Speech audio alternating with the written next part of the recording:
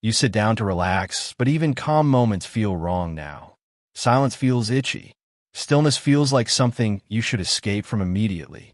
You open a book, but your attention slips within seconds. Your mind reaches for something faster, something brighter, something easier to consume without effort or patience. Even entertainment feels slow now. Movies, conversations, or hobbies lose grip quickly, as if your attention refuses anything that doesn't instantly stimulate you. This isn't random boredom. It's a pattern where your brain starts rejecting anything that doesn't feel immediately rewarding or constantly changing. You notice it most when nothing is happening. Waiting feels unbearable. Even a few seconds of pause creates restless tension in your body. So you reach for stimulation again. Phone, scrolling, switching tasks. Anything that prevents you from sitting in that uncomfortable emptiness. At first, it feels like preference. You think you just like fast things. But it's more like your attention has been trained to avoid slowness. Every quick reward strengthens the habit. Your brain starts expecting constant novelty, like silence is now a problem instead of a state. Slowly, patience feels unnatural. Not because you lost it, but because it's being overwritten by faster, easier forms of stimulation. Here's the twist. Your brain isn't broken. It's adapting. It learns efficiency, even when that efficiency quietly erodes depth. What feels like you changing is actually a system responding to constant high-speed input and optimizing for instant reward loops. And that system doesn't care about depth. It only cares about what keeps you engaged in the next second, not the next hour. Over time, slow experiences begin to feel like effort instead of rest. Your mind interprets them as tasks, not relief. You might notice this when walking without music or waiting without checking your phone. The discomfort rises almost instantly. It feels like restlessness, but underneath, it is withdrawal from constant stimulation your mind has grown used to. Your attention isn't shrinking. It's fragmenting, trained to jump instead of settle, always searching for the next shift in input. Even your thoughts begin to mimic this pattern, moving quickly, rarely staying long enough to form depth or clarity. That's why slow things feel uncomfortable. They remove stimulation and force you to sit with yourself without distraction. And when that happens, your mind rushes to fill the gap, because emptiness now feels like something missing instead of something neutral. But emptiness isn't the enemy. It's just unfamiliar territory your attention has forgotten how to stay inside. The more you avoid slow moments, the more intense they feel when they inevitably appear in daily life. This creates a loop where discomfort leads to avoidance, and avoidance strengthens discomfort the next time you slow down. You're not choosing distraction randomly. You're escaping the rising tension that slow moments now trigger inside your mind. And every escape reinforces the idea that stillness is unsafe, uncomfortable, or something to be avoided at all costs. The irony is that slow experiences once gave relief. Now they feel like pressure because your baseline has shifted upward.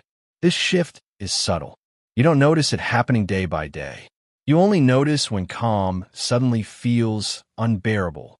Your mind starts associating silence with absence of reward, instead of presence of peace or grounding. So instead of resting, you unconsciously seek stimulation just to feel normal again. Not even pleasure, just baseline. This is why slow activities feel harder than fast ones. They demand attention your mind is no longer used to sustaining. Over time, this rewires preference, not personality. You didn't become impatient. Your attention learned a different rhythm. That distinction matters, because if it's learned, it can also be unlearned through different patterns of attention. But first, you have to notice how often you interrupt yourself before boredom even has a chance to form. Most people never reach boredom anymore. They escape it instantly, losing the mental space where depth normally develops. Without boredom, creativity weakens. Not because creativity disappears, but because it no longer has quiet space to emerge. Your mind begins to rely on external stimulation instead of internal generation of ideas, emotions, or reflection. This creates dependency on novelty. Not addiction in a dramatic sense, but a habit of constant switching for relief. And every switch weakens sustained attention just a little more, making slow experiences feel even heavier next time. It becomes a feedback loop. Faster input reduces patience. Reduced patience demands faster input, and the cycle tightens. But notice something important. Discomfort during slow moments is not danger. It's simply unused attention asking for direction. When you stop reacting instantly, that discomfort begins to soften, revealing a quieter layer underneath. That layer is where attention stabilizes, where thoughts stop racing and begin organizing themselves naturally. But reaching it requires resisting the urge to escape the first few seconds of discomfort in silence. Most people never cross that threshold anymore, so they never experience what slow attention actually feels like now. When you do, it feels unfamiliar at first, almost empty, but gradually it becomes grounding instead of threatening. This shift doesn't happen instantly. Your attention rebuilds like a muscle relearning endurance after constant sprinting. The discomfort doesn't disappear immediately, but its intensity changes once it's no longer constantly avoided. What once felt unbearable becomes simply quiet, and quiet stops feeling like absence and starts feeling like space. That's the return of slow enjoyment. Not excitement, but depth. Not stimulation, but presence. It feels subtle, almost invisible, because it doesn't demand attention the way fast experiences do. But this is where focus rebuilds, where you regain the ability to stay with one thing without needing escape. And slowly, slow things stop feeling like effort. They start feeling like rest again because your baseline has shifted back. You begin noticing details again, textures, pauses, subtle emotions that were previously drowned out by constant input. The world hasn't changed. Your relationship with attention has.